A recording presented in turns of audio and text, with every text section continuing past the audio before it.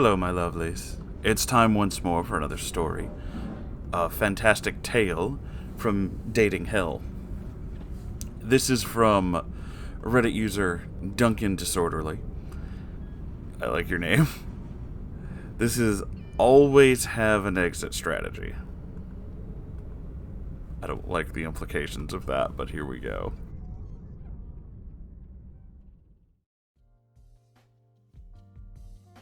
I just discovered this little subreddit and figured I've got the perfect saga. Settle in, it's a long one.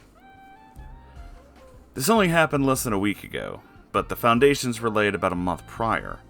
I, a 34-year-old man, matched with this woman, 32-year-old female, we'll call her Jane, on a popular bee-themed dating app. Jane messaged me at around 2 a.m. and we got talking. We had a lot of similar interests and conversation was flowing nicely. I was on the night shift, and she was welcome company. She didn't live far from where I was working, and suggested that we meet for coffee when I finished working. I quite liked the spontaneity of the offer, so I accepted. We never had that coffee, as when we met, she suggested a walk on the beach 15 minutes drive from where we met. She hopped in my car, incredibly trusting of her, I thought, and off we went to a beautiful beach. We chatted for about an hour or two before I started to fade from the previous night's work. I called the time on the date, dropped her at home, kiss on the cheek, let's do this again, all that kind of stuff. All is well, warm and fuzzy feelings all around. For various reasons, it took a few weeks to arrange a second date, but we eventually got there. We lived a decent distance from one another, about 34 miles or so. So it's a toss-up between her traveling to me or vice versa. We decided that I would travel to her, as I was the only one who drove and planned our date. I booked an Airbnb, so there were no assumptions, and we decided to meet early evening, walk our respective dogs by the sea, drinks in a lovely little pub, dinner in a beautiful seafood restaurant, possibly drinks after it all went well. So far, so romantic. Cue the descent into madness. First bad sign was when I rang her to ask if she'd like me to pick up drinks on my way down. I like a drink, I'm Irish, it's in my DNA, but this order... This staggered me. 8 16-ounce cans of cider, a bottle of Pinot Grigio, a bottle of rosé. You could drown a small child in the amount of alcohol her request had. But I'm a good date, and I wanted to be nice, so I obliged, set away on the hour's drive to her place. As I approached her hometown, I decided to check my Airbnb booking. Said booking has disappeared into the ether, as has the room I booked. Lovely. Being a serial procrastinator and not wanting to be late, I decided to sort it out later, but luckily enough, she offered her spare room to me. So I arrive at her door. I'm greeted with a large hug.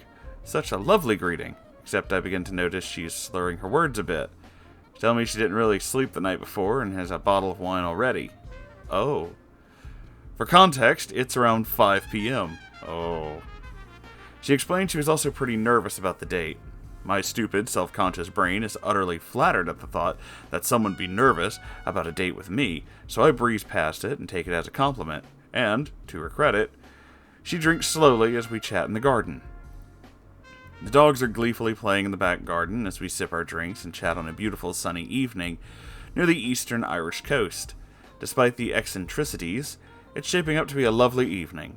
Time gets away from us and we decide we don't really have time to walk the dogs, so we head to the pub for a pre-dinner drink. Idyllic, right? Well, strap in, dear reader. It's about to get weird.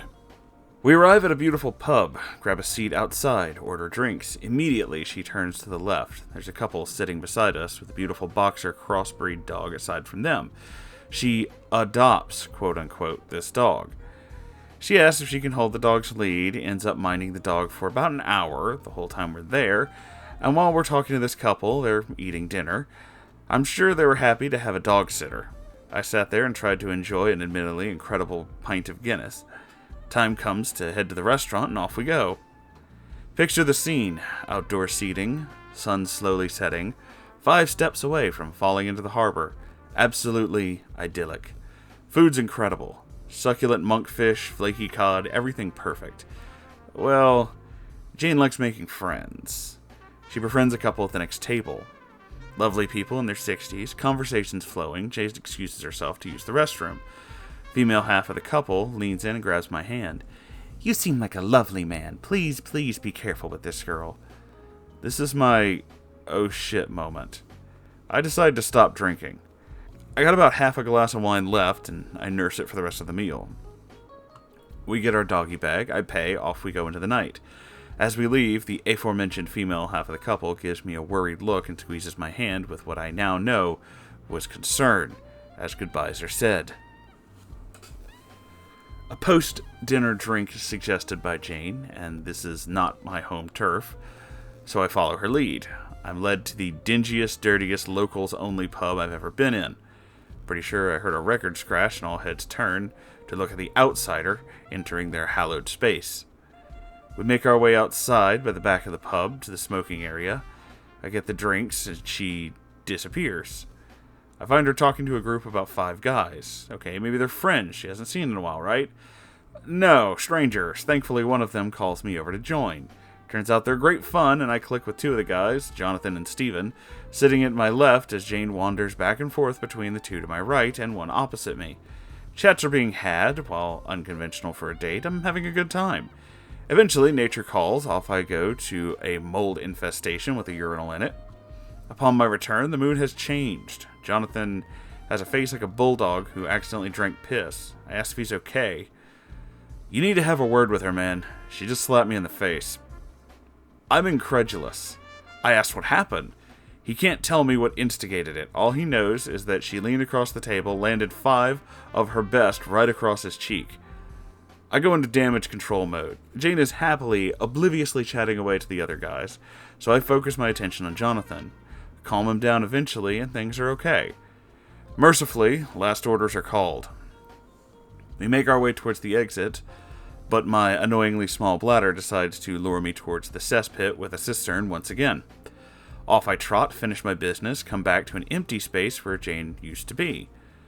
I wander into the bar area and find her, arm draped and arse planted on one of the elderly patrons of the bar.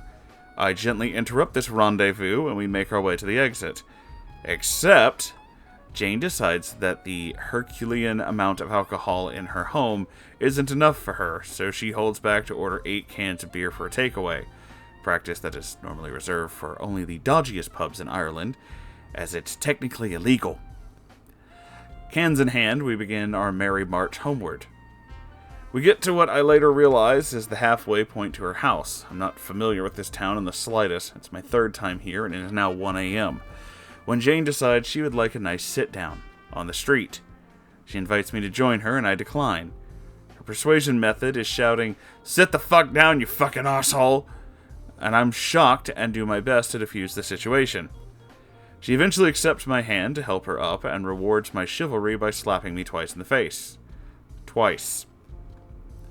I'm completely taken back by this, but I'm acutely aware of how far away from home I am, and I'm hoping now to get to hers, sleep in the spare room, and leave the next morning.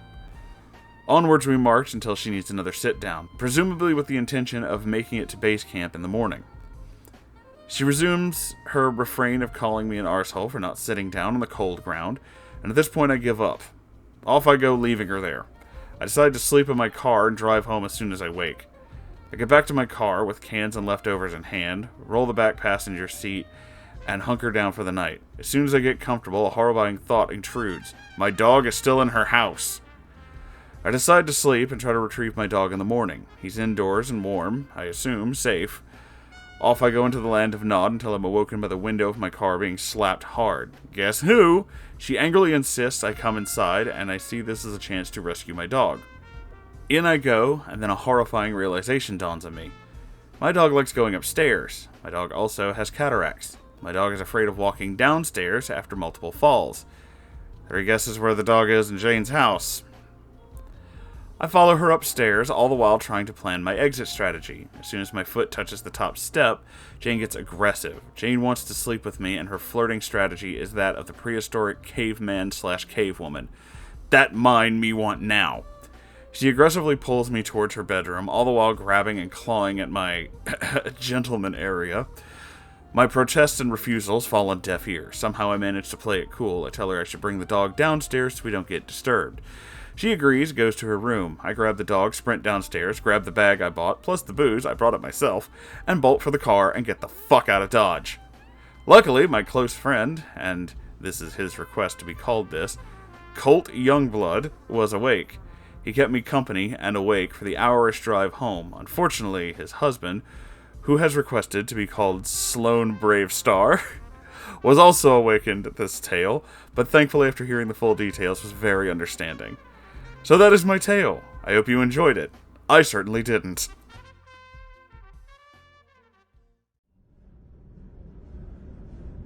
Oh dear God, what a story. Yeah, you're right. Exit strategy 100%. That's a special one, my sir. Oh my God. Oh my God, that is terrifying. This one is definitely she's out there, isn't she? She's a little special, huh? A little on the dangerous side. Don't stick your dick in crazies, fellas. Just don't. And that goes the opposite too. Ladies, if you think somebody is just that nuts, don't fuck him. And that also works for, everybody of every sexual orientation. If they look crazy, if they have the crazy eye, don't fuck them. Just don't. I realize that sometimes our urges tend to get the best of us, but seriously, it's never going to end well and you don't fucking want that. Just leave. Just go home and handle yourself. It's a lot safer that way. This guy's story is a perfect example of that. Holy fucking shit. Yeah, that's wow. Wow. Fucking wow indeed. This all started so nicely, too. It all sounded like real romantic. Like, our dogs are gonna get along. We're gonna be close because of this. Certainly didn't end that way, did it? Well, that's it for me. This was fun.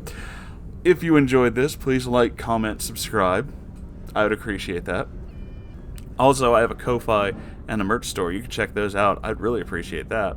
And if you have your own story, be it a neckbeard story, a terrible date, or just something you think I'd be interested in, r/Moonhorse Stories. Drop it there. I'll definitely check it out. It is my subreddit after all. Either way, I love you all so very, very much, and I'll see you in the next video. Goodbye, everybody.